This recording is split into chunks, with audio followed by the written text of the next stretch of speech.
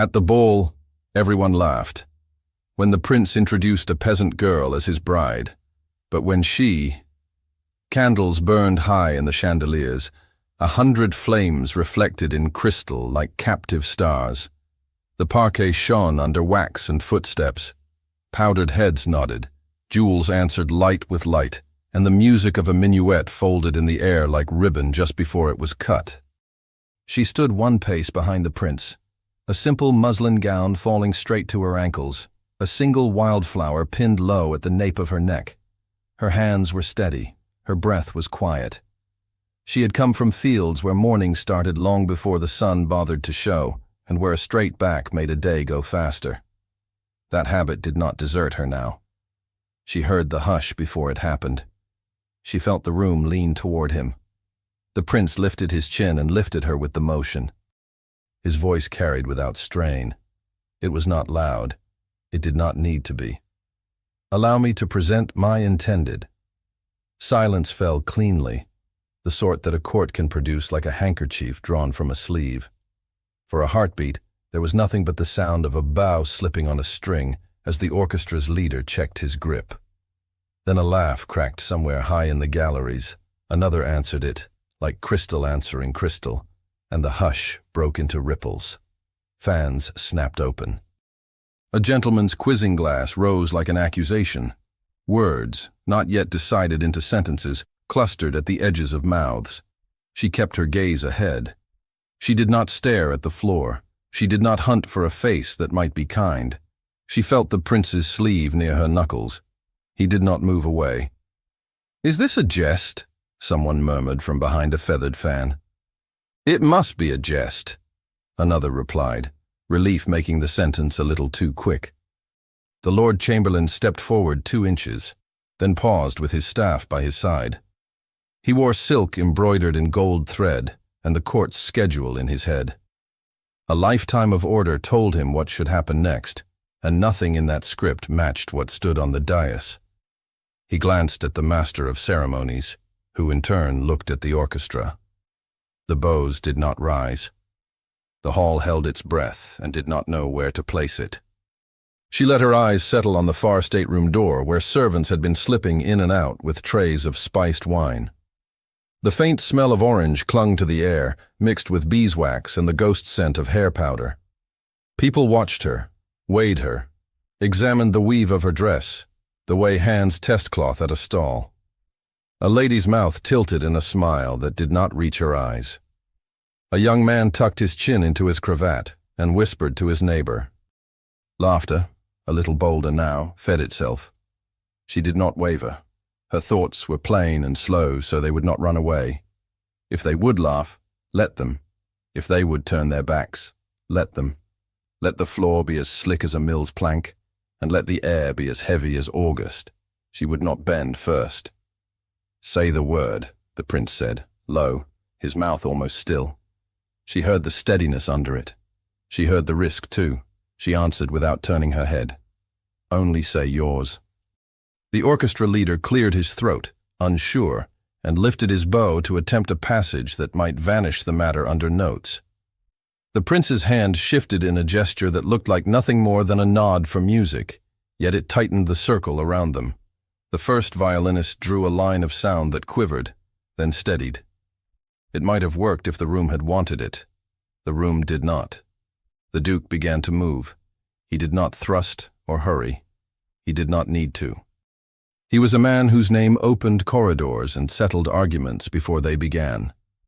He parted the crowd with the easy attention he had earned and cultivated for 2 decades. He looked every inch what he was, broad-shouldered, fitted coat, a gloved hand that could make courtesy into a weapon simply by how it held and released. As he advanced, faces softened into welcome and then into anticipation. If anyone could correct this misstep without a raised voice, it would be him. Fortune, in that room, bent toward him by habit. He reached the dais and bowed with careful exactitude. The angle was correct. The time held just long enough to show respect without surrender. His eyes lifted to the prince's, then to hers, then back. "For the honor of the evening," he said, calm. Permit me to make a small adjustment to the order of presentation. There has been a confusion. A confusion. The word floated, generous and poisonous at once. The prince did not yield an inch. He did not do the duke the discourtesy of anger. He stood as if standing were a decision he would make again and again. She felt the heat of his sleeve like a small fire to one side. Order begins at the head of the set, he said. We are precisely where we need to be. There was nothing in his tone that drew a sword. It did not need one. The Lord Chamberlain's staff shifted in his hand. His eyes ticked to the side where the guards stood by the great doors, unmoving, ornamental, until called upon. He did not call yet. He looked instead to the master of ceremonies, who shrank within his dignity, and then to the prince, who offered no path out. She understood the edges of the moment. It was a thing with teeth, and it would bite someone. She watched a young footman near the wall go pale and steady himself with a finger on the paneling. His gaze slipped to the wildflower at her nape, and stayed there as if holding to green were safety. "Will you dance?" the prince asked, audibly now, not as a man begging the room but as a man speaking to one person inside it. "We both know this is no dance," she answered, her voice clear enough for those nearest to hear and soft enough for the rest to wonder. A patch of whispers broke at that, fast as struck tinder. Who taught her to answer like that? No one who wants peace in this house. The Duke's mouth tightened. He had the gift of bringing a crowd along with him by making them feel as though they had arrived there first. He turned slightly, letting the assembly see his profile, and spoke without moving his hands. "Your Highness," he said, smooth, "the dignity of the court is a delicate thing. It does not thrive on surprise." "Some dignities are larger than that," the prince said. "Then allow me to protect both." A pause opened, and she felt it, as one feels a crack open under the weight of a cart. The master of ceremonies took a step forward, drew the breath that announces a proclamation, then let it out. He had seen the Duke's hand move before, and knew, as many did, how often the Duke's suggestions entered the world, disguised as inevitabilities. Her muscles tightened without moving. She let her gaze fall for one instant to the polished floor at the edge of the dais. The carved step cast a thin shadow, a line of darkness crisp as a rule. If she shifted wrong, if her heel caught, she would provide the room the stumble it desired. She made her weight a measure. The prince's fingers twitched as if to offer his hand, and then stopped. He had the habit of restraint that comes from years of being watched. That restraint had the opposite effect now. It made the wish to close the gap between them almost visible in the air. "Let the musicians play," the Duke said, not raising his voice. "There are rules that keep us from confusion. We can honor those and preserve the evening." A gentleman somewhere laughed again, this time with relief, as if the Duke had given everyone permission to stand down from alarm. A lady adjusted her necklace. Diamonds corrected their alignment under her fingers. The first violinist looked at the prince, then at the Lord Chamberlain, then at the Duke. His bow hovered uncertain. She did not move. She felt her pulse at her wrists and along the back of her throat. Surrounding faces blurred into light and fabric. What was close was the timber frame of the dais under her feet, and the slight warmth from the prince's sleeve, and the small stiffness of the dress's seams where her own hands had stitched them. She had not imagined the court's game would be kind. She had not expected it to be this bright. "Tell me if you regret it," she said, not looking at him. "I chose a thing that does not belong to them," he said. "Then keep it." She wondered if the words were foolish. She wondered if the room would catch them and twist them into something else. She could not withdraw them now. The Lord Chamberlain lifted his staff a measure. The guards at the doors did not move. Their halberds gleamed like cold river water under stars. Behind the ripple of lace and brocade, the Queen's ladies shifted along the wall like a pale tide, faces composed into their trained blankness. The room leaned to hear a command that would shape the next breath. Something small and metal slipped from the inside of her cuff. She felt the brush of it against her skin, the dread weight of a thing letting go. It fell without a sound at first, then struck the floor with a soft, ridiculous ring that carried farther than it had any right to. A tiny oval, its hinge long accustomed to fingers, spun once and wobbled flat near the carved edge of the step. The footman who had fixed his eyes on the wildflower flinched. His gaze dropped to the oval, widened, then shot up to the Duke. He was already looking. The Duke did not need to feign surprise. The little object summoned it on its own. He let the shock cross his face in a measured degree, just enough to allow the room to follow his attention without thinking itself led. A gloved hand lifted, elegant, relaxed. He did not bend. He merely extended his fingers, as if collecting a mislaid pin for the sake of order. The prince's weight shifted, the smallest transfer that meant he would move if movement became necessary. He did not take his eyes off the Duke's hand. She stared at the oval and felt a scar of panic run across her ribs and vanish. She had never before been so grateful for a stitch she had taken 2 days ago, securing the lining of her sleeve. Had the seam been a thread looser, the object might have fallen among dancers and been kicked into shadow with a careless foot, lost to this bright room's hunger. The master of ceremonies raised his head like a hound scenting wind. This was a change in the pattern he could interpret into order. He opened his mouth to speak. The Lord Chamberlain beat him to it. "Hold," he said, not loudly, but with a trained voice that expected obedience. The orchestra ceased to breathe. The rustle of silk dwindled into nothing. Somewhere a candle sputtered and caught its breath again. The smell of beeswax thickened. "Your Grace," the Lord Chamberlain continued, addressing the Duke with full courtesy, "permit the object to be set upon the table." "Of course," the Duke said, the words like cream, and did not lower his hand. She found that she could see the tiny scratches on the oval's surface from where she stood, a record of years and clumsy fingers. The gilding had worn away on the edges. The hinge showed a grey that honest metal shows when rubbed by worry. She had handled it in dark rooms, and in rooms that smelled of bread and soap, avoided it in rooms where other eyes moved too quickly. It lay now in a flood of candlelight that admitted no shadow. She felt the prince lean by a breath, and then still himself. He gave the impression of still water with a strong current beneath. She had the sense that if she moved toward the oval, he would move forward too. If she did not, he would not risk her balance on the edge of the dais. The choice coiled between them. A court can read a line of ink on a page taken from a great book across the room. It can read a choice made by 2 people on the field of a hand's width. "Highness," the Duke said, and now the silk on his voice began to tighten.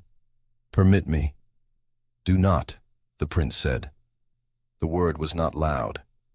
It had weight. It rolled to the far corners of the room and settled there like a stone in water. The master of ceremonies looked to the Lord Chamberlain, who looked to the guards. A decision had to be made, and fast, and in a way that could be written down afterward, as though it had been simple. The guards took 1 step, perhaps 2, then stopped again under the lifted staff like dancers awaiting the next figure. They had moved enough to make metal whisper against itself. The Duke's gloved fingers hovered above the oval. They did not shake. He had long practice in holding the edge of a thing without touching it. He could wait. Waiting in public is a form of pressure. "Do you believe me?" she said, almost too quietly for anyone but the prince to hear. "Or do you believe them?" "I know what I am doing," he said. "What am I?" "Mine to protect." He stepped down from the raised floor so that his shoes stood on the same level as hers. The motion cut through the room like a knife through pavlova, quiet but devastating for the structure. To step off the dais was to say a great many things without saying any of them, and those who had been trained from birth in such grammar heard a sentence they would remember in the morning and pretend to have always known. The young footman stared at the wildflower, then at the oval again, as if one explained the other. He looked as though he might be sick and steadfast at the same time. The Queen's ladies exchanged glances so minute that only other ladies could have seen them. One adjusted the fall of her sleeve. One fixed the ribbon of her fan. "Restore the figure," the master of ceremonies said. Too late, and to no one in particular. There would be no figure restored while a question lay on the floor. She felt the carved line of the step at her heel, and did not let her weight drift. She bit the inside of her lip once, and released it before it could hurt. She tasted beeswax and the hot edge of too many candles. The Duke lowered his hand another fraction, the room's light gathering on the smooth leather. "Enough," the Lord Chamberlain said, deciding for someone, perhaps for everyone. He lifted his staff and turned his head to the door. "Guards." Halberds moved. The sound of boot heels came soft and even over the polished floor. It was not a sound intended to frighten. It was meant to reassure. In that moment it did neither. She did not flinch. She watched the steel approach, the light along its edges as thin as a song's high note. The prince turned his head a degree and watched too, the same light cutting his profile into a sharper line. The Duke did not look at the guards. He kept his eyes on the oval, as if the world contained only that and his hand. A hush fell so complete that even the candles seemed to hold their flames lower to listen. The orchestra men stood with bows mid-air, wrists stiffening. The first violinist swallowed. The guard at the front stopped at the base of the dais. His halberd caught and held a bright thread of fire from the chandeliers.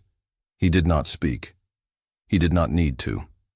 The Duke's hand poised above the little oval, a breath away. All at once, every gaze belonged to that inch of space. Steel flashed, leather hovered, and no one in the room, not even the prince, could predict whose will would rule the next second. The air broke under the weight of a single command.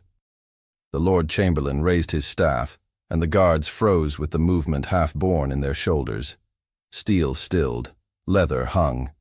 Breath returned to the room in one controlled draft. The prince stepped first. It looked like courtesy. It was strategy.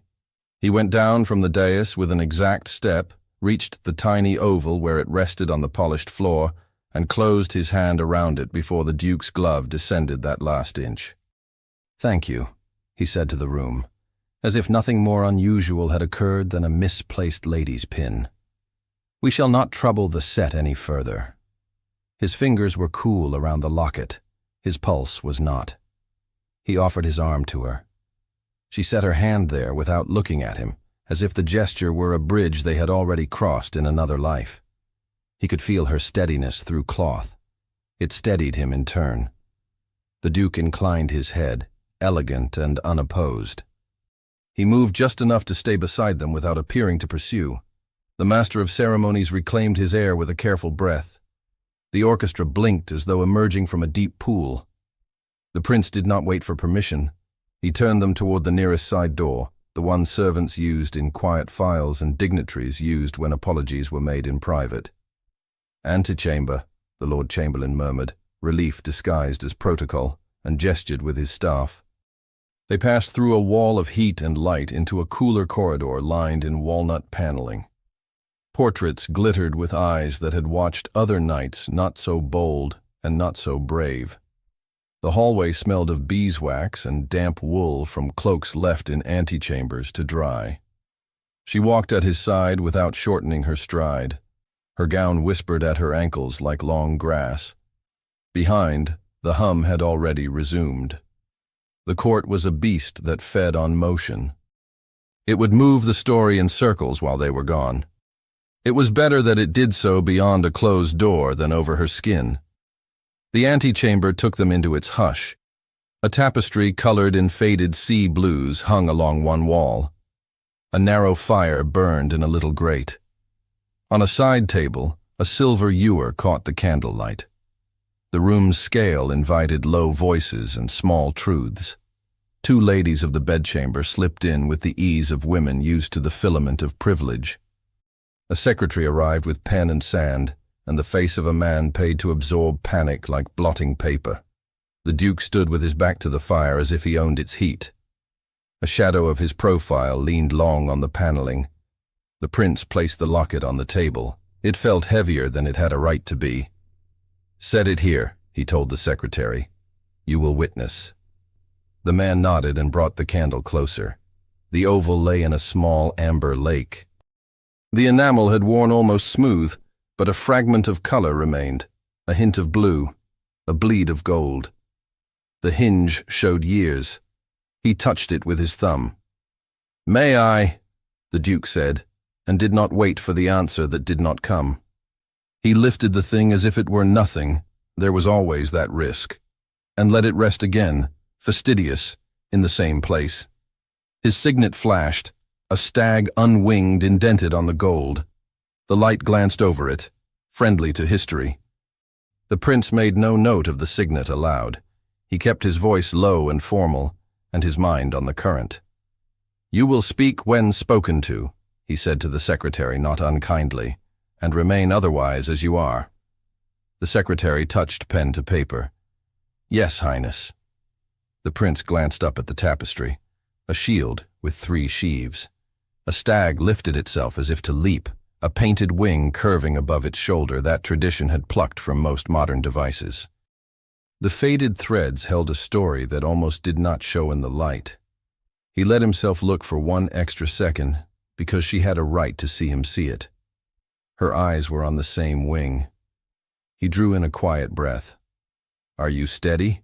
he asked her, not moving his mouth much. "Standing," she said. It was not bravado. It was what she knew. The ladies of the bedchamber pretended a sudden interest in the silk tassels on the fire screen. They watched the girl's hands from the sides of their eyes. One of them folded her own fingers together, and then apart again without thinking. The Duke hovered a half-pace into the room with perfect domestic grace. "What a curious trinket," he said. "Strays do find their way into the most orderly of evenings." "There are few strays in this house," the prince answered. "Everything is seen by someone." "And then by everyone," the Duke said, pleasant. The prince lifted the locket's lid. The clasp gave with an old click that found the inside of his chest and pressed there. The interior showed enamel worn by touch and time, and something under that first layer that the light could not quite reach at this angle. He closed it again. He would not hunt here in front of the Duke like a man seeking treasure at the edge of a crowd. "Record the condition of the object," he told the secretary. "Oval locket," the secretary murmured, pen moving. "Enamel, worn, hinge functional. Interior, not yet examined in full." "Good," the prince said. He turned to her, and his voice softened by a degree no one else would remark. "Do you know it?" he asked. "It was sewn to the lining," she said. "By whom?" "By hands that shook," she said, and let the answer stand. Neither lie nor full admission. Her thumb pressed into her palm until a pale crescent rose there. The Duke saw everything. The man's fortune was built on observation. He watched the crescent appear and saw in it what he wished. "A poor woman's makeshift," he said lightly. "One can hardly start a court legend on such a thread." "Some threads hold," she said, not looking at him. The fire answered with a soft cough. Resin burned in it, sending a smell like pine in winter. The prince set the locket back on the table and placed his hand beside it, not touching, staking a claim without making a scene. "We will not litigate this here," he said. "We will return to the hall." "The hall is hungry," the Duke said. "You may prefer the quiet." "I do not intend to feed it the wrong meat," the prince said. The secretary's pen began to blot. He lifted it away quickly, blew sand to catch the wetness of the ink, and looked as though he wished he had been born to another trade. One of the ladies gave him a shot of sympathy from behind her trained blankness and adjusted a ring that had turned on her finger. A bell sounded down the corridor, the way the palace keeps its hours even during a storm. The next set was announced.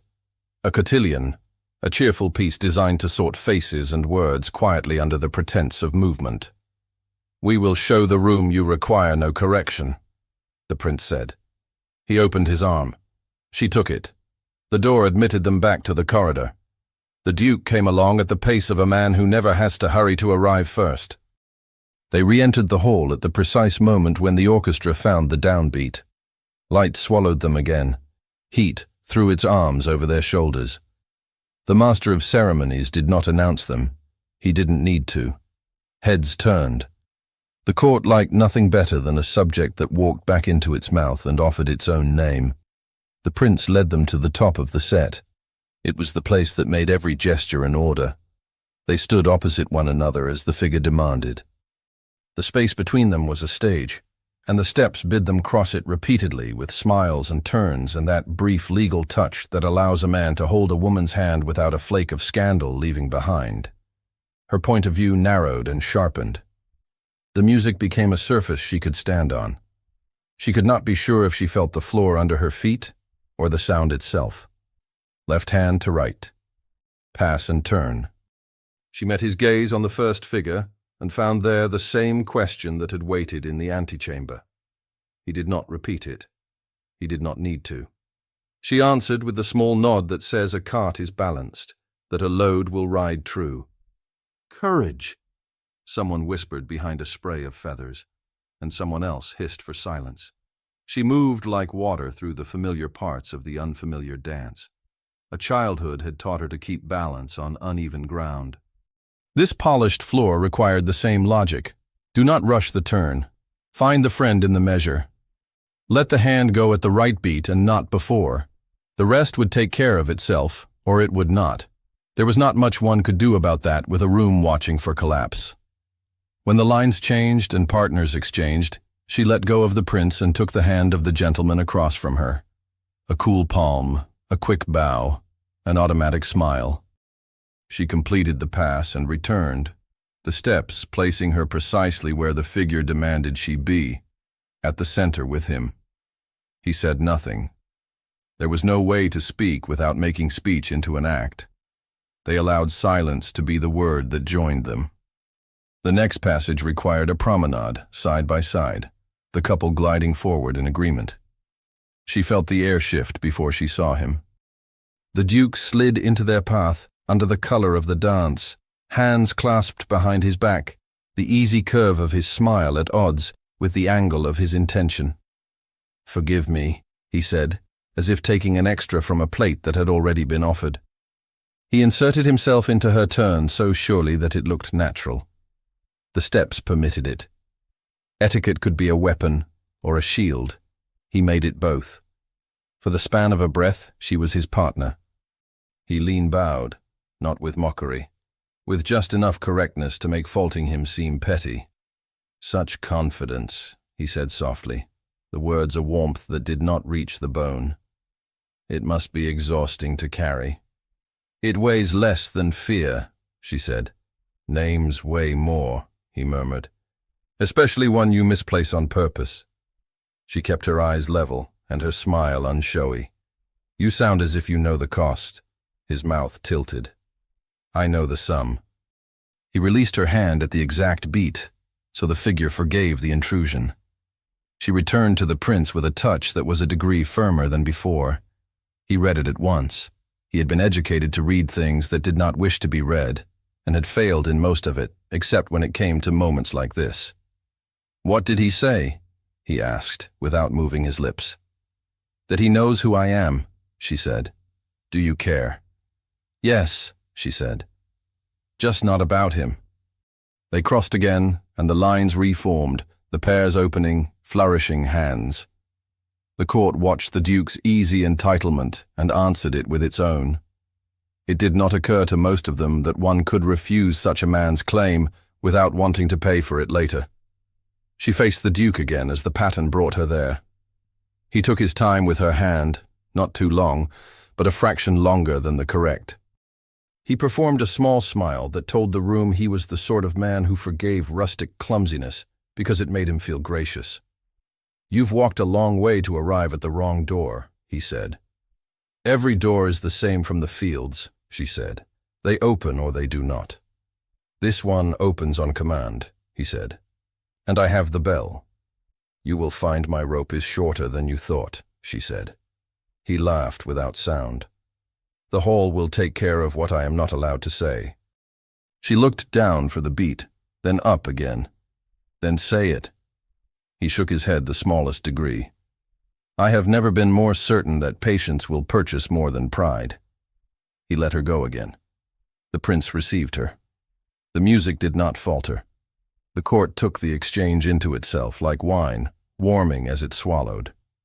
"Tell me," the prince said, voice even, "if you wish the set to fail." "I do not wish to be the reason you do not keep your word," she said. "It would not be you," he said. He might have said more. The figure did not allow it. 3 steps, a turn, a touch, and away. The floor glowed back their reflections and bent them at the ankles. The chandeliers threw a light that made every stone cut its own sharp star. Her breath found a rhythm she could live with. Under the sounds of silk and bow and shoe leather, she heard the bell that would call the figure to a close. She took comfort and warning together from it. The dance provided structure enough to keep the room from cutting too deeply. It would end. Then the next thing would start. She felt it before she saw it. The way one senses a change in weather on the skin.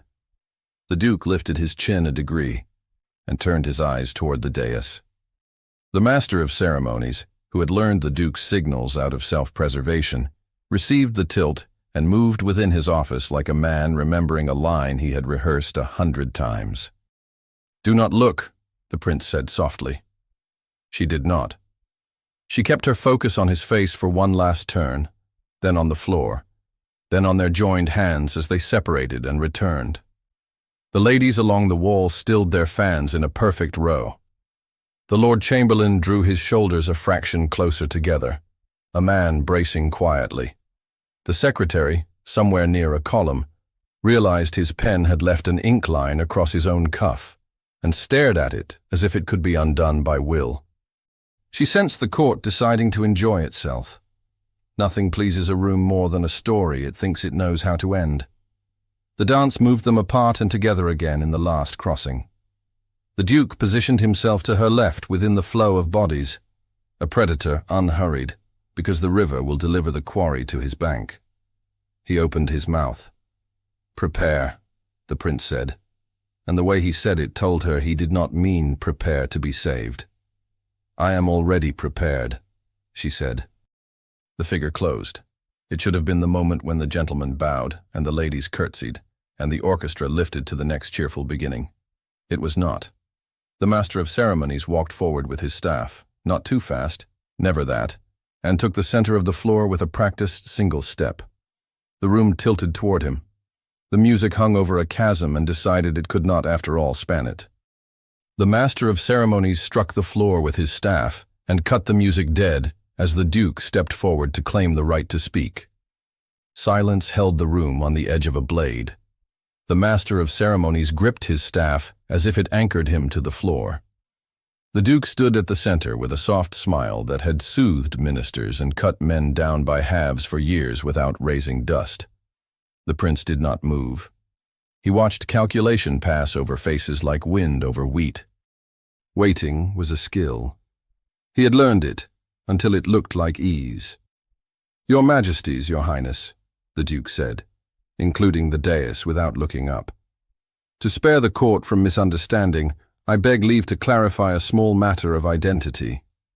Small. He let it sound like a favor. He turned, and a footman was there with a leather folder, hands steady, eyes unsure. The folder was smooth from use. It made the sort of soft sound that meant money had preserved it well. The prince's mouth did not change. His heart marked the beat all the same. The Duke opened the folder and held up a paper so that the front ranks could see the vicar's hand. A neat script, dates like pins in a cushion. "From the Register of St. Martin's," he said, mild. "A baptism, the name of the father and mother, tenant farmers, decent people. They deserve not to be laughed at because they are made into what they are not." He let the last words drop like a kindness. A murmur moved along the walls, relieved to be asked for kindness rather than courage. The prince lifted his gaze a fraction and met the Lord Chamberlain's eyes. The older man inclined his head very slightly. He would not contradict the Duke without cause. He would not contradict the heir without instruction. The Duke lowered the paper just enough to extract a ribbon and a wooden charm smoothed by many thumbs. A child's piece. He held it as if it were evidence enough by itself. A token from the cottage. It traveled with her. Touches of the country are sweet at harvest. In a ballroom they read as parody. He did not glance toward the girl. He did not need to. The room would do that for him. The prince stepped half a pace forward, as etiquette allowed.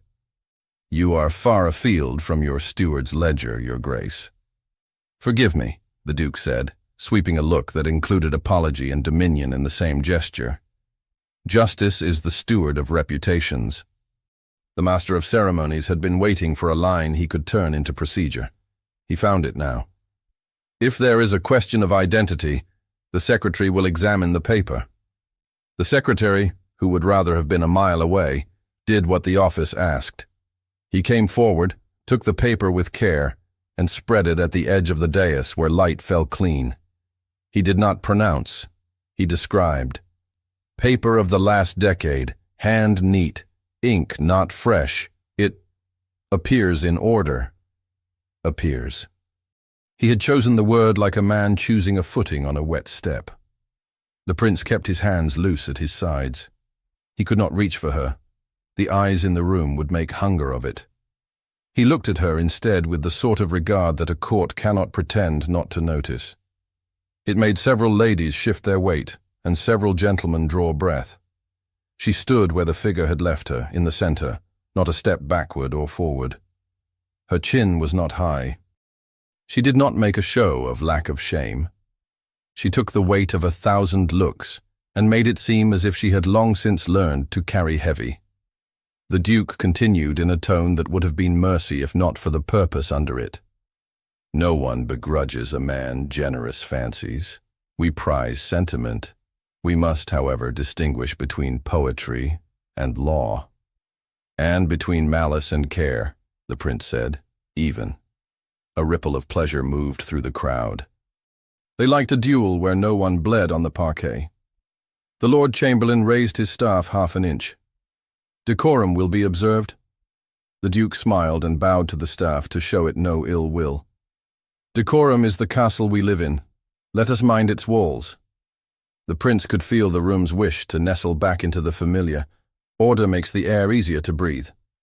He also felt an older, harder thing in himself, the bone-deep refusal to let the room decide which way the light fell. "Have you done?" he asked the duke. "For now," the duke said, because he knew how to make a question sound like his own. The prince looked at her, not to take courage, but to return it. "If you choose to speak, I will make way." She met his eyes for a heartbeat. "If I speak, it is not to them." "Then speak where it matters," he said. He stepped aside one pace. It was not abdication. It was judgment.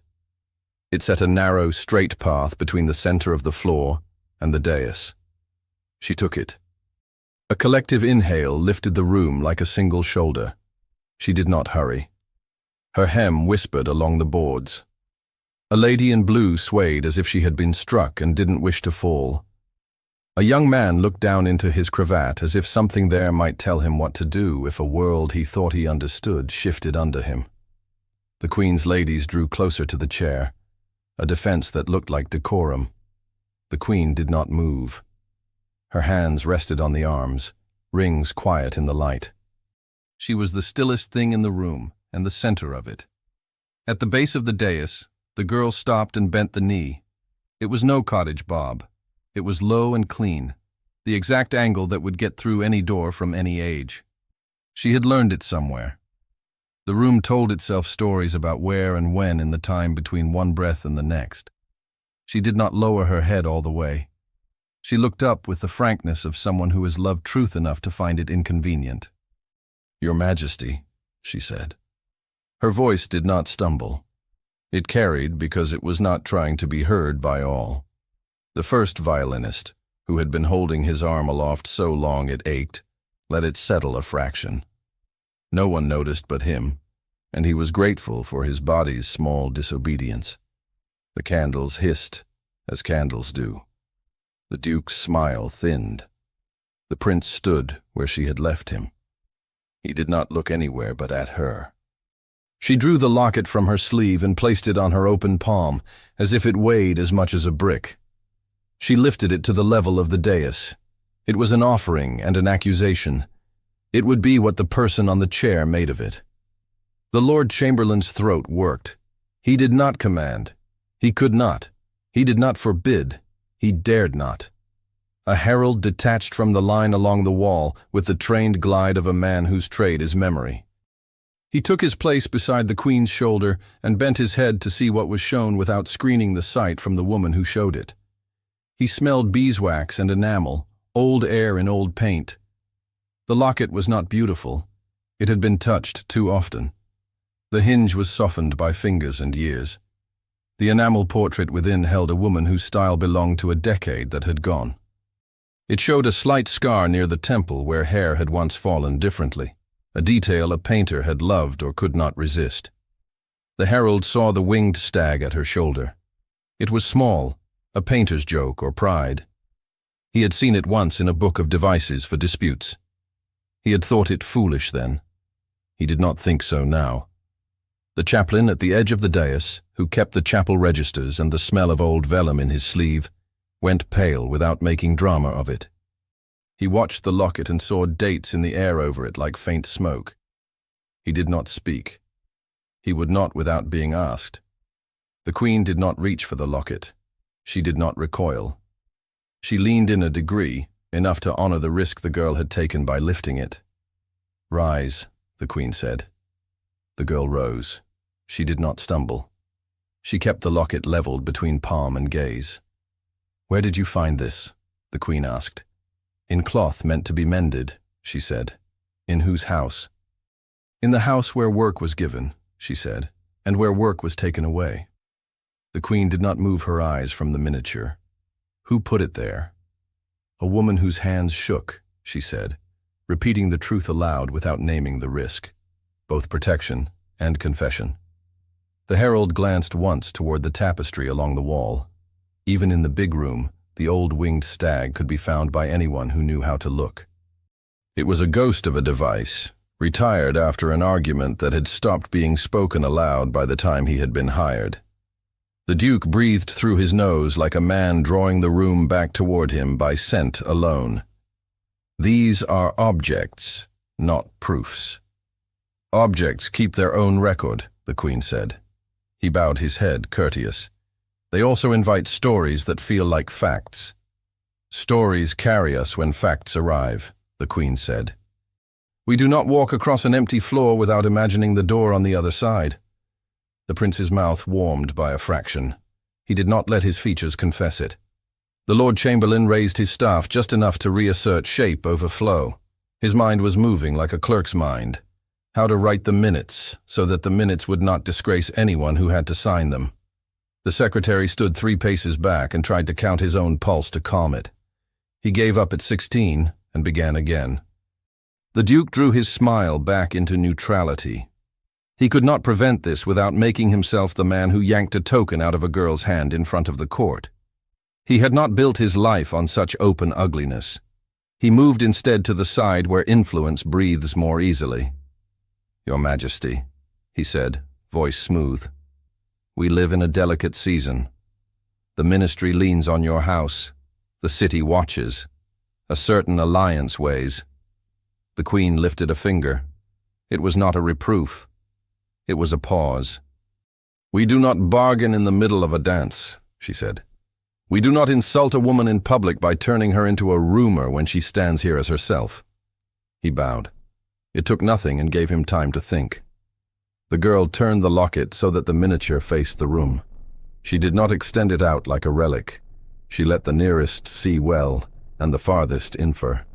She was considerate even now. It sat in her hand like a word chosen and repeated until it lost fear and became true. The prince felt pride rise in him like a tide. He pressed it down. Pride is wild. It tips the balance. What she needed was steadiness, and he would be that, even if it meant he had to look like stone. The master of ceremonies held his staff in both hands and felt how small it was in a storm. The first violinist found a comfortable ache in his shoulder. and decided he preferred it to dropping his bow at the Queen's feet. "Who painted this?" the Queen asked. "To no one, to the air, to the locket."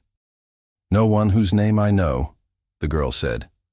The chaplain closed his eyes once, opened them, and saw the calendar of years printed behind his eyelids. Rain had fallen in a certain spring. Ink had run, then stopped. A line had changed hands. He said nothing. The Duke let silence draw out until the room wanted him to speak again. People like to be told where they are. He provided the suggestion. "Even if a lady gave a maid a picture," he said, gentle, "even if a token was hidden in a hem, even if a trinket traveled, that does not make a birth into a throne. Nor does it turn a woman into a lie," the Queen said. A flutter of breath across the hall told its own story. Some had feared the Queen would humiliate the girl to preserve the room. Others had feared she would throw the room to the wolves to save an unworthy cause. Neither fear found a home in that sentence. The Duke recalculated, and the calculation showed only in the quiet between his inhale and exhale. The prince stepped forward one pace and spoke in a voice that reached the galleries and stayed gentle. "No one is treading on law. We are treading on evening. The court will not be made into a knife." He looked at her. His eyes said more than the sentence. The air between them taught the room what it meant to choose. "Do you regret it?" he said, for her only. "No," she said. Her hands did not shake. She let the locket close. The click traveled like a single bead rolling on wood. She did something then that no tutor would have taught. She placed the locket flat on the edge of the dais, within easy reach of the Queen, but not pushing beyond that reach. A gift, not an invasion. A plea, not a demand. The line mattered. She knew it. A hush more complete than the last rolled out from the dais like cool water. The Queen put one ringed hand on the arm of the chair and leaned forward a fraction. Her gaze landed on the little hinge, as if it were a hinge on the door between rooms. The herald, his memory whirring quietly, breathed the words, "winged stag," behind his teeth.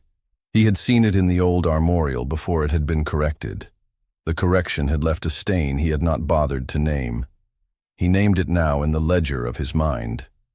The Duke watched the room tip. He did not push. He had learned not to show force when a feather would turn the scale. He looked past the girl to the prince and let a look pass that promised future pressures and present restraint. The Lord Chamberlain took one small step back to stand directly under the canopy's edge. He would need to marshal this into a form. He began to make columns in his head. The secretary pressed the point of his pen into the fold of his cuff until it marked the cloth, a stain to explain later. A faint draft moved across the hall and made several candles shiver. The flames drew thin and steady again. The smell of hot wax hung lower. Somewhere a lace flounce tickled a wrist and was restrained with dignity. The Queen touched the locket with one finger, the way a person tests the heat at a hearth. Her finger did not burn. She lifted her hand and did not take the locket. She let the finger rest on the air above it. "Call the herald," she said, though he was already there. "I am here," he said. "Speak to what you know," she said. He did not clear his throat. "Your Majesty, that device appeared on certain items in the older rooms and in the small chapel window before the glass was replaced. It is an earlier state of the arms."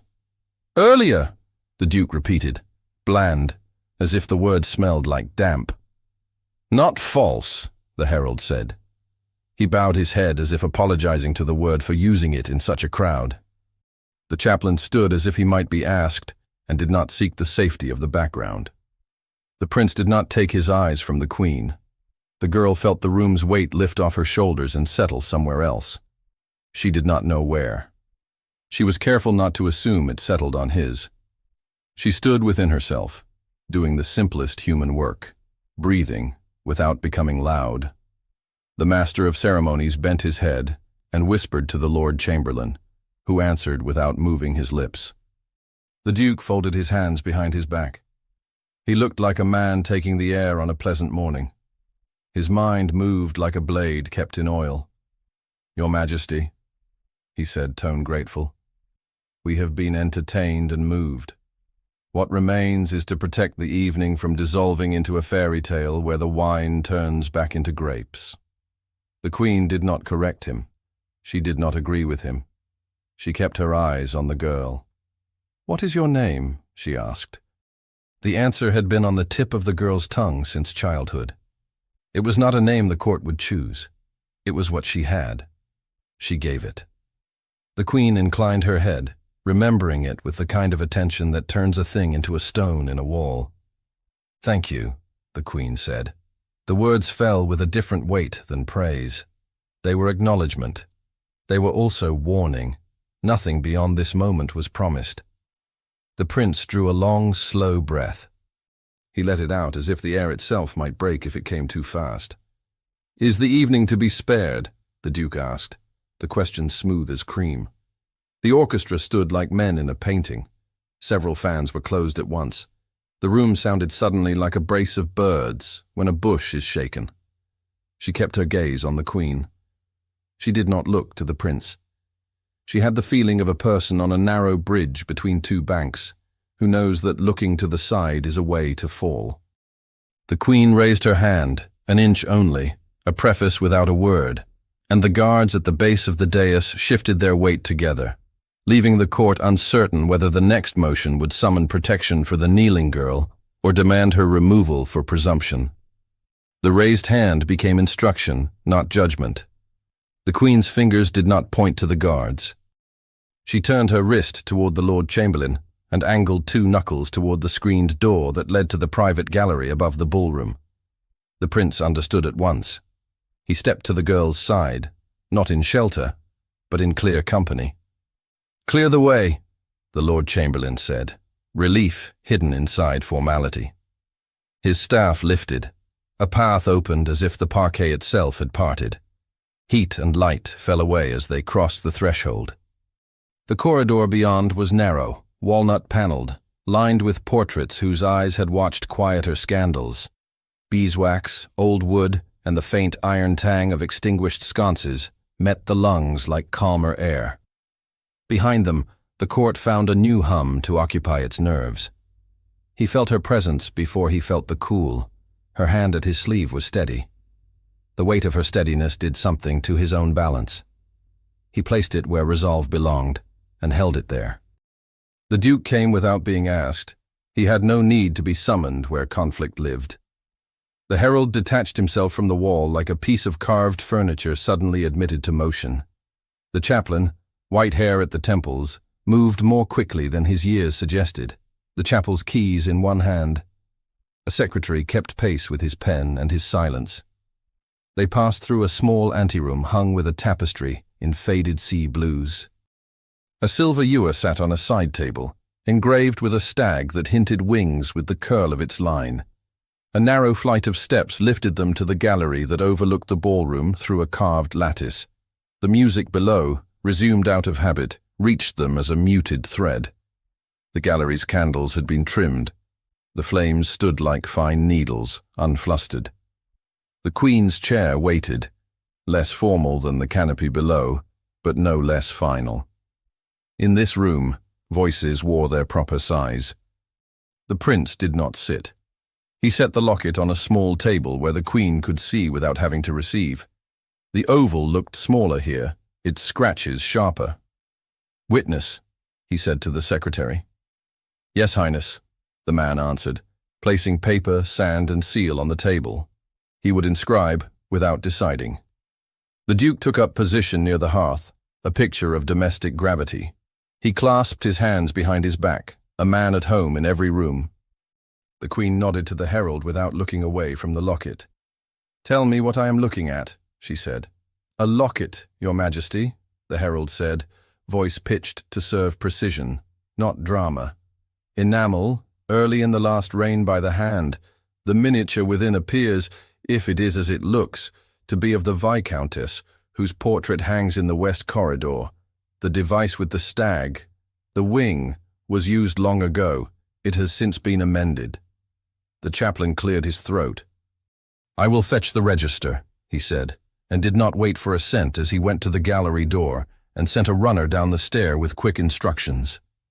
He remained where he was, as if his presence kept the room from losing the thread. The prince's attention nested inside the simplest details, the ring of candlelight around the locket, the shadow of the lattice draped like lace over the floor, the way her breathing did not quicken. He held to those and did not look at the future. "Open it," the queen said. He lifted the lid. The hinge gave its small, faithful sound. The miniature looked back at them with the gaze of an earlier decade. A careful face, a scar on the temple that a painter had either loved or could not ignore. The curl of paint that made the stag's wing was almost hidden by shadow. "She carried this," the queen said. "Yes," the prince said. "From where?" the queen asked, not unkind. The girl's answer was quiet. "From a seam," she said. In a dress given when work was taken. The duke's mouth arranged itself into sympathy. "The poor repay kindness with stories," he said, gentle. "Do not confuse need with invention," the prince said. The queen shifted her attention to the girl. A change happened in the air, a lessening of height without any loss of rank. "Step nearer," the queen said. She stepped. The gallery smelled of beeswax and vellum, and beneath it, of cold stone that remembers winter. She saw the miniature clearly now. The scar glinted where the painter had let light catch it. A younger version of the woman in the corridor. A version that did not know how her story would end. She felt something in her chest both loosen and brace. "Tell me what you know," the queen said. Not a trap, an invitation. "I know that a woman with shaking hands sewed a thing she valued into a hem she trusted," the girl said. "I know I was told once that a baby can be recorded wrongly when the night runs fast and the ink runs faster. I know I had no word to bring here but this." The queen did not blink at the hint of recording gone wrong. She looked to the chaplain. "A birth," the chaplain said, already seeing it. "A burial. The same week. A hand that changed." He waited for the runner like a man who can hear the footsteps before they arrive. The duke spoke as if he was saving them time. "We all know families who bury hope with children. We do not turn candles into stars because we like how they look." The herald's eyes flicked to the tapestry in the antechamber through the open door. "The wing appears in older items," he said. "It is not fashionable now, but fashion is not law." The queen returned her gaze to the girl. "You have not lied to me. I do not yet know what else you have done." "I have stood," the girl said. "Yes," the queen said. "You have." Down below, the orchestra kept to a quiet figure, the sound thin, the court pretending it understood what to do with its hands when not clapping. The runner returned, breathing quickly, face colored with the speed. He held out a calf-bound volume. The chaplain took it tenderly and laid it on the table, the locket beside it like a punctuation mark. The chaplain opened to a year without needing to be told which one. His finger ran along cramped lines written by many hands. He stopped. He read once to himself, then again, lips barely moving. "A baptism," he said. "Female infant. Names that I recognize. Godparents of rank. The ink smudged by damp. And, later in the week, a burial of an infant girl. The hand differs by 3 lines. The parish was full from fever. The clerk may have changed mid-week." He did not pronounce judgment. He placed the facts on the air where anyone could see them if they chose. The duke's smile tidied itself. "Busy weeks reorder many books," he said. "We cannot rescue every confusion from the past and call it a design." The queen glanced at the prince. Behind all this, a second weight pressed. The ministry. The promised understanding with a powerful family. Stability was not a small word hung like a tassel from a chair. It was the chair itself. "What you intend among these people has its own cost," she said to her son, plain. He did not feign ignorance to ease himself. "I know it." "Do you know all of it?" she asked. "I know enough to decide to bear it," he said. He reached into his coat and brought out a paper folded twice. He placed it near the seal, not opening it. The secretary leaned forward with a professional flinch that he could not stop. "Do not," the Queen said. "I am not signing it," the Prince said. "Not tonight." The Duke did not move. He did not need to ask what paper it was. The unsaid title hovered over it, patient and solid. "You throw open windows in December," the Duke said, softly to the air. "You call it fresh, and let the fire do the work." "Better that than stale air that suffocates," the Prince said. The Queen's expression did not change. She had survived many seasons. Her mind moved not slower than the men's, nor quicker, but with different rhythm. "We will not pronounce tonight," she said. "We will begin something and endure the day it creates." Hands loosened in the room that had been clenched without knowing it. The secretary let out breath he had been counting badly. The herald let go a word he had been holding for a decade. "At first light," the Queen said to the chaplain, "you will send a messenger to the parish named so we may see the register with our own eyes and ask the vicar for the circumstances of those entries. If any who served in that house live, we will ask them to speak. If they do not, we will look at what they left." "Yes, Your Majesty," the chaplain said. "To the herald," the Queen said, "you will brush the dust off your old books and bring me what the armorial once was and what it became and why." "Yes, Your Majesty," he said. "To the secretary," she said, "you will write what has been done and nothing we have not done. No speculation will enter the minutes." "Yes, Your Majesty," he said, grateful to be given a narrow lane. The Prince felt the decision in his bones. It did not rescue him from consequence. It did not give him what he wanted. It gave him a way to stand until morning. That can be as much as a man needs. The girl caught his gaze. She saw no triumph there. She saw something steadier. It comforted and warned at once. "Do you wish to speak to me alone?" the Queen asked the girl. The girl looked once to the Prince, then back. "If I do, I will not say anything different," she said. The Queen's mouth softened by the smallest amount. "Then I will ask you only this. Will you carry yourself as you have carried yourself now when we go back down?" "Yes," the girl said. "And will you do it if they laugh again?" the Queen said. "Yes," the girl said. "And will you do it if they do not?" the Queen said, a different challenge. The girl paused. "Yes," she said. "Perhaps that is harder." The Queen touched the locket with one finger, then lifted her hand away from it, as if the air above it had become heavier. "You will leave this with me tonight," she said. "It will be returned when its work for this house is done." The girl nodded. The locket had never been hers in any sense the court would recognize. It had been a weight and a promise. It could now be both on a table she could not touch. The Duke turned his head toward the lattice to watch the dance below thread itself into a timid figure. He could imagine the stories being minted even as they breathed in the bright air. He swallowed his appetite for the moment. There would be other moments. He would press where men press when they do not wish to be seen pressing. "We must not keep them long," the Queen said. "A crowd left to its own mind breeds 1,000 more." The Prince inclined his head. "Then we will give them what is true and leave off what is not." "You will not snatch victory from the middle of a night," the Queen said. "I will not," he said. "You will also not apologize for standing," she said. He bowed to her, not as a son to a mother, but as an heir to a sovereign whose instructions saved him from mistakes. He turned toward the door. The girl moved with him. The secretary gathered his papers like a man catching snowflakes he means to weigh.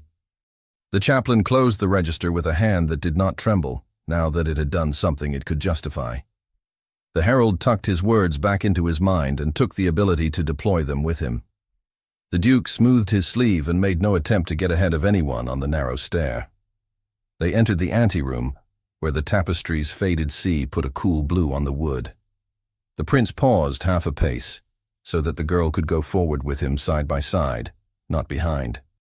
"Say what you wish me to hear now," he said, voice low enough to persist only between the two of them. She looked at the threads of the sea, at the winged curve in the old device, and then at him. I do not know the whole of myself, she said. I know that I was not born only where they would place me. If that is a sin here, then I ask you to be clear with me on the price. He could have said many things. He chose the smallest that could hold the most. The price is me, he said.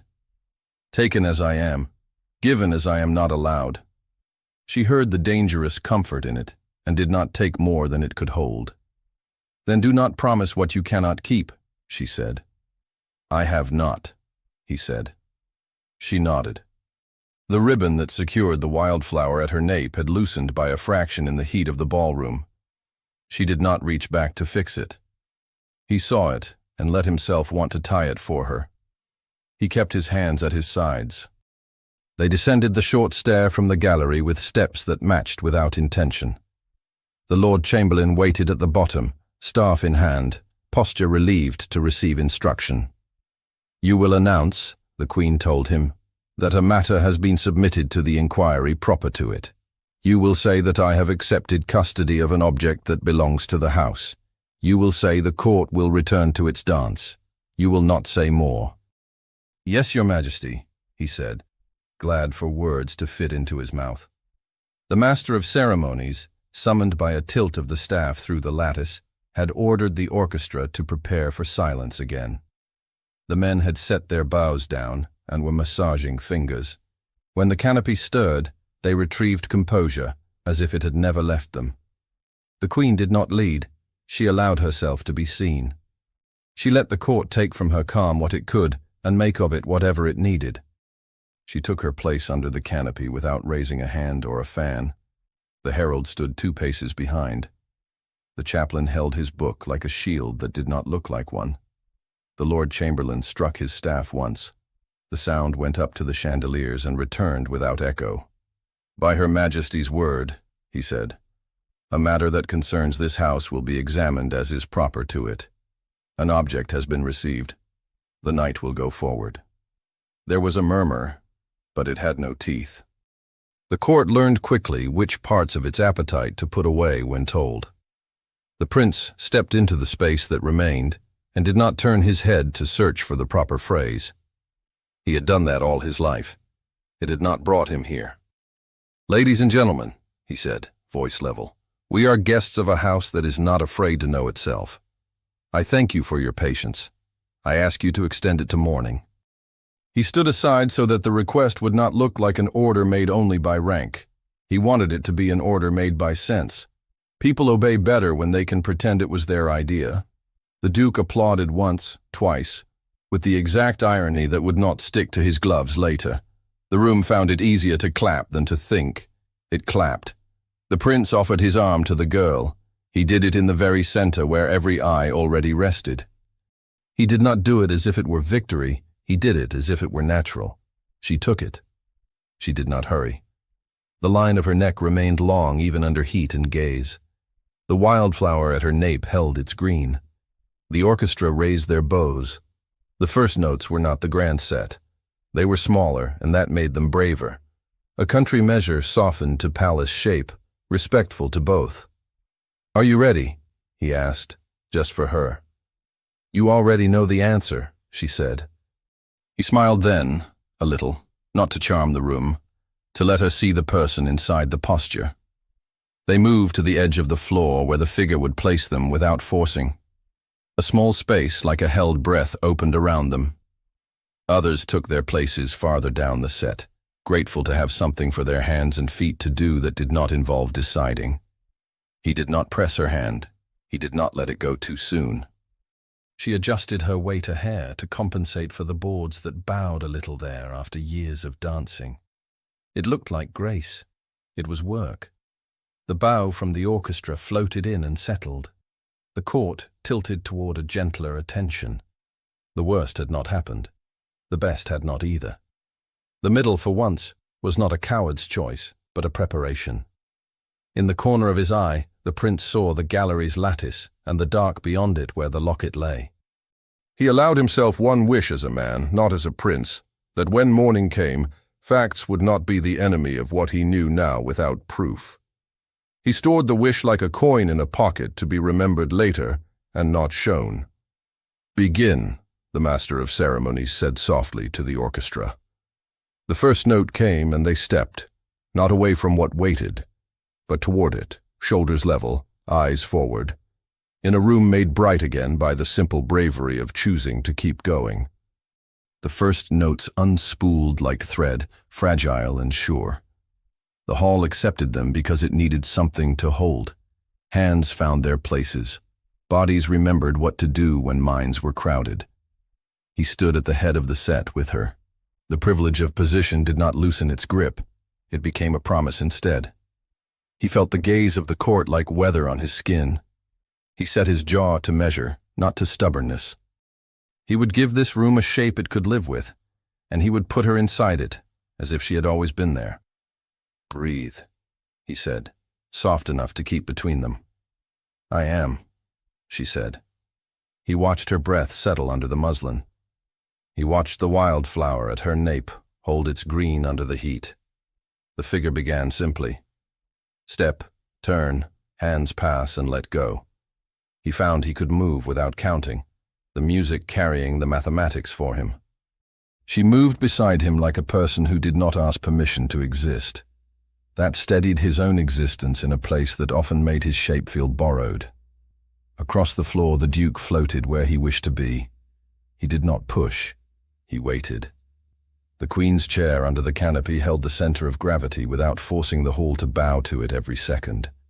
The Lord Chamberlain's staff hovered near its niche in the world. The herald's face had the attentive blankness of a man who remembers too much at once. He chose his moment as the figure turned back to him, as her hand came and then left, and then returned. The music gathered itself at the end of the phrase. He lifted his head. He did not raise a hand or a voice. He used the weight that was his to use, careful of it. "Master," he said, clear enough to reach the man whose life was to hear such calls. The master of ceremonies bent unseen and rose, like a hinge. "At your pleasure, Highness," he said. "Not mine," he said. "The room's."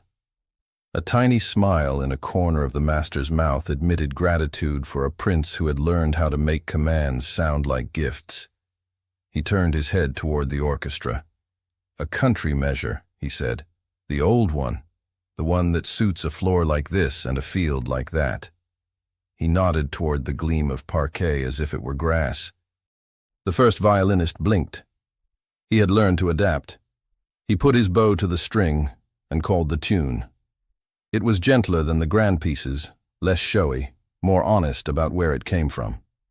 He saw the prince's mouth move once and read the word "thank you." He found himself glad to be thanked on a night like this. Several gentlemen allowed their hands to loosen at the thought of a simpler figure. Several ladies allowed their smiles to be less entrained. The Duke's lips parted, as if to object, and then closed. He was not fool enough to argue with a dance. The prince looked at her properly now. "Will you stand with me at the head?" he asked, as if the whole night had not already made that true. "Do you intend to leave me anywhere else?" she said. "No," he said. He took her hand. He did not press. He did not announce. He let the taking be the announcement. The line formed behind them with a ripple of silk, and together they set the figure in motion. The step was simple. It built a feeling of neighbors even among people who rarely deserved the word. Hands touched and released in sight of everyone. The distance that had ruined so many evenings shrank and made room for a breath. He did not look toward the gallery where the locket sat on a table out of his reach. He refused to take the future's bait. He watched her instead. He let the room watch him watching her.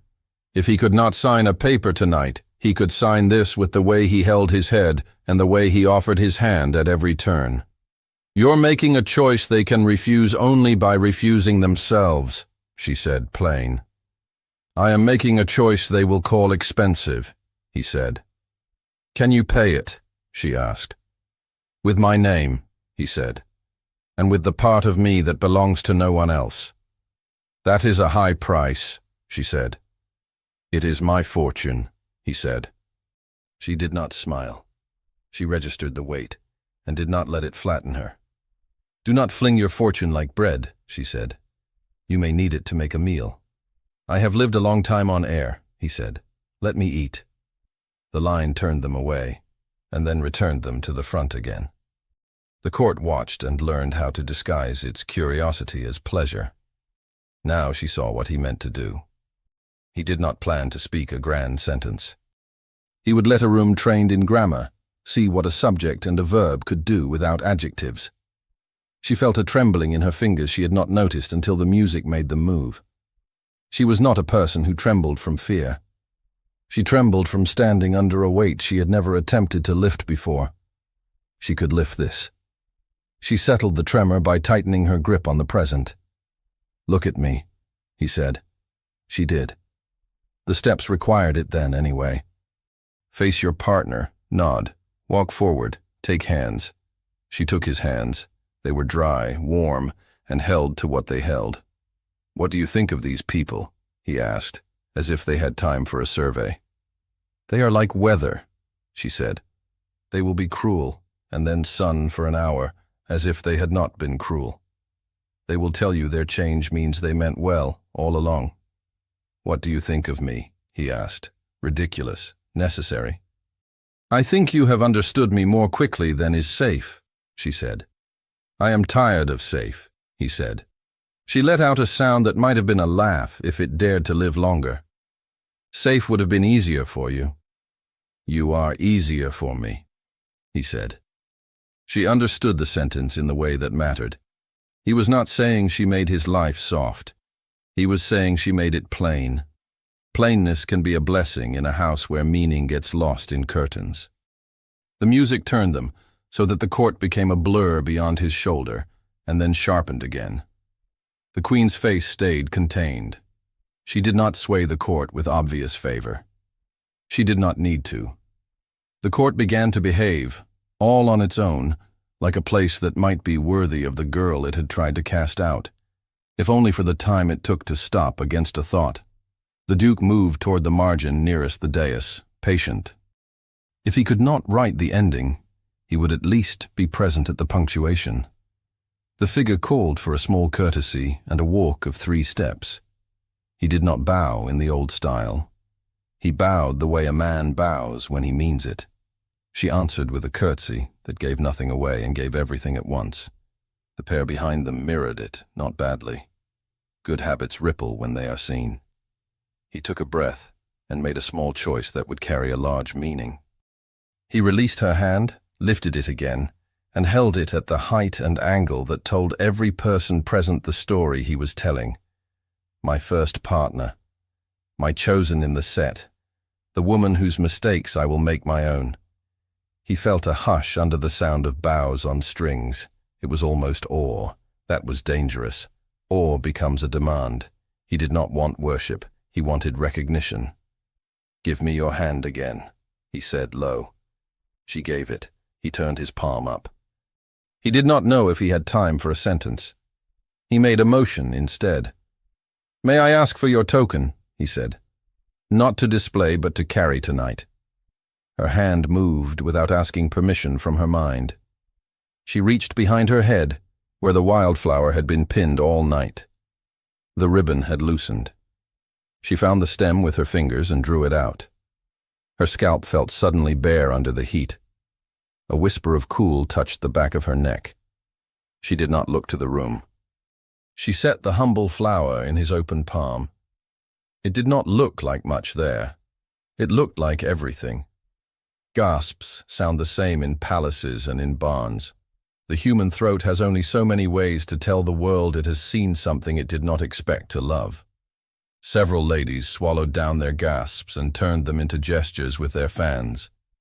Several gentlemen checked their cravats with sudden interest in order to look away. The Duke lifted his eyebrows a degree.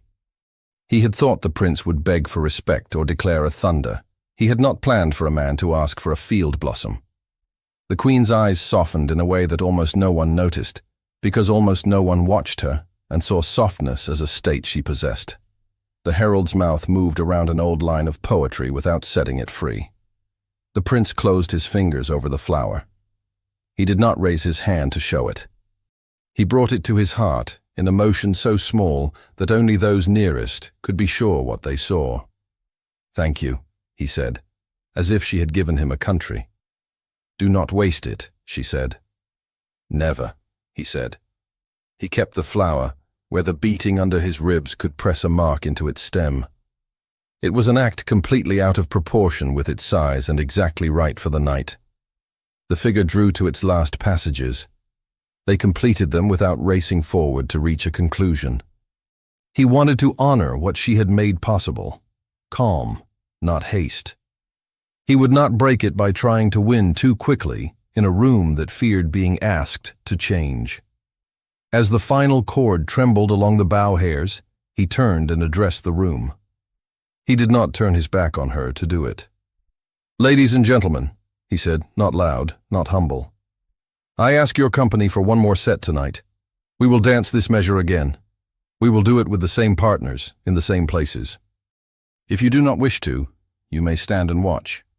But I ask you to witness us treating constancy as if it were fashionable."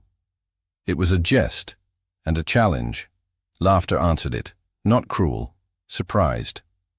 The Duke's smile admitted, briefly, admiration for the technique. The Lord Chamberlain's shoulders released the breath they had been holding for him since the first announcement. "Again," the Master of Ceremonies said, blessed to speak a word that made sense to everyone. The orchestra lifted their bows. Music returned like a second chance, arriving exactly on time. She felt the new set drop into the groove of the old. She felt the room choose to remain with them rather than shift to gossip's fever. That choice mattered more than some signatures she could imagine. A hall that chose to stay still enough for two people to make a life between them without being heckled by 1,000 small hands. That was a miracle this house could manage without breaking a law. "Are you afraid?" he asked her as the steps took them forward and away and together again. "Yes," she said, "but not of them." "Of what then?" he asked. "Of wanting," she said, "and of having to live with it." He felt the truth of that settle on him like a good cloak. "Then we will do the simplest thing," he said. "We will keep wanting, even when it hurts." "That is not what a prince is taught," she said. "It is what a man can learn," he said. He meant it. She heard that he meant it. She let herself lean into that thin plank of safety. At the second set's end, he did something most would remember as if they had suggested it. He did not ask the court for applause. He turned to the Queen and bowed the bow of a man who had received permission and used it well. He then turned to the Duke, of all people, and inclined his head by a hair. "Thank you for reminding me that poetry is useless without law," he said, enough for the Duke to hear and enough for the nearest 6 to repeat accurately. "And that law dies without poetry." The Duke's eyes flashed. He bowed back because he was not a fool. "May you keep both," he said. "If you can." "I intend to," he said. He felt his left hand lower, the one that held the wildflower against his chest. He would not pocket it like a thief. He would not drop it like a boy who forgets his toys. He took her wrist, gently, publicly, as one takes a hand before a dance, and slid the flower into the ribbon there, tucking it neatly so that the head lay against her pulse. The room laid its breath on the moment. There was no way to miss what it meant.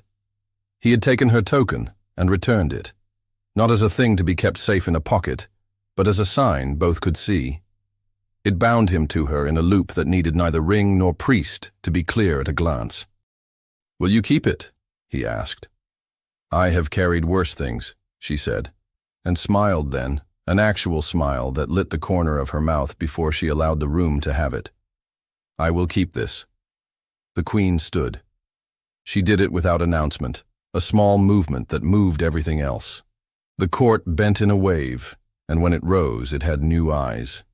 "Music," she said, and the single word made the orchestra a braver creature. They began a gentle strain meant to ease a whole down from decision into movement. The Lord Chamberlain signaled for air. Doors on one side of the hall were set ajar. A thread of colder night slid in, carrying the smell of stone and distant water over wax and silk. The candles bent their flames and then found their height again. The ceiling glittered as if stars had thought to live indoors once more. The Duke made a choice of his own. He did not stay to press. He offered the Queen a bow, and the room a smile, and went to stand near a pillar where the shadows were kind to people who retreat with grace. He would not be destroyed tonight. He would be altered. It would have to do. The herald removed his hand from the memory of the winged stag and let his mind return to its ordinary shape. The chaplain placed the register on a side table, waiting for morning's messenger. The secretary wrote one sentence and then another, and kept forgetting to breathe until he noticed the edge of his pen had left dots where there should have been none. The prince looked at the entrance to the gallery and did not break his own rule. He stayed here. He would finish what he started before he walked up those stairs again in daylight. "Will you walk?" he asked her. "Yes," she said. They left the head of the set. No one closed in. A path opened as if they carried a light that made darkness polite. They walked the length of the hall, not fast, not slow. They could feel the court pivot around them, faces following, voices softening the way a church softens when two people step into a place where vows are made. No vows here, only a man and a woman practicing the posture that would make vows, if ever allowed, a continuation rather than a performance. At the far end, they paused near the windows where the leaded panes were beginning to lose their black. The light outside was not yet dawn, only the hint of it. It made a grey that did no one any favors and told the truth about distance. He stood with his shoulder a breath from hers. He did not look at her. He looked as she looked, outward. "What do you see?" he asked. "Enough," she said. "A road and a door." "I see the same," he said. "You see a crowd too," she said. "Yes," he said. "But I see them smaller than I did." "What do they see?" she asked. "Us," he said, "and they will see themselves, if they can bear it." She turned her head then, just enough to see his profile. The night had carved it into a more honest line. He was not beautiful. He was beloved. It was not a thing she had thought she would feel. It surprised her and did not frighten her. "You have carried me farther than I thought a man like you would," she said. "Say my name," he said, not as a prince, as a person worried the world would take it from him and replace it with a title. She did. It sounded like home spoken in a field at night, where no one hears but the one who needs to. He closed his eyes for one beat and opened them. "You see why I will not let go. You have not taken hold yet," she said. He reached and, for the first time all night, put his hand over hers, not as a partner in a figure, not as a gesture for a room, but as a claim that expected an answer. "May I?" he said. "Yes," she said. He held. He did not squeeze. He let the warmth move across the small bridge of their joined hands the way water moves under a span built without plans, only with need. They breathed there until the room began to breathe the same time. It is possible for a room to learn a new rhythm. It is possible for a court to soften its jaw for a minute and see a future it had not approved in committee. He turned with her then and led her back toward the center where decisions look less like shadows and more like architecture. The orchestra altered the tune because it had learned something too. The first violinist lifted his bow with a feeling he had not expected to feel in a palace. "Once more," the master of ceremonies said, not to them, to himself, to the night. "Once more," the prince said, and his voice made the words into a prayer that did not need a chapel to be heard. They took their places. He glanced at the queen. She met his eyes and did not take them away. He glanced at the duke. The man's gaze slid off him like water off oil. He didn't mind. It made the room easier to hold. He looked at her and let the rest go. "With me," he said. "With you," she said. They began. The wildflower brushed her pulse with every movement, light as breath, stubborn as roots, a promise on the skin where the body tells the truth. Thank you so much for listening to this story all the way to the end. We hope it moved you as much as it moved us while telling it. We'd love to hear your thoughts. Leave us a comment telling us where you're listening from and what you liked the most. Rate this story from 0 to 10. What score would you give it? If you enjoyed this story, don't forget to subscribe to the channel and leave a like as a show of support. That really motivates us to keep creating and sharing more stories full of emotion and life lessons. And before we go, we want to remind you that an exciting and heartwarming story recommendation will appear on the final screen. If you'd like to enjoy it, just click on the video. Thank you once again for being here, and we'll see you in the next story.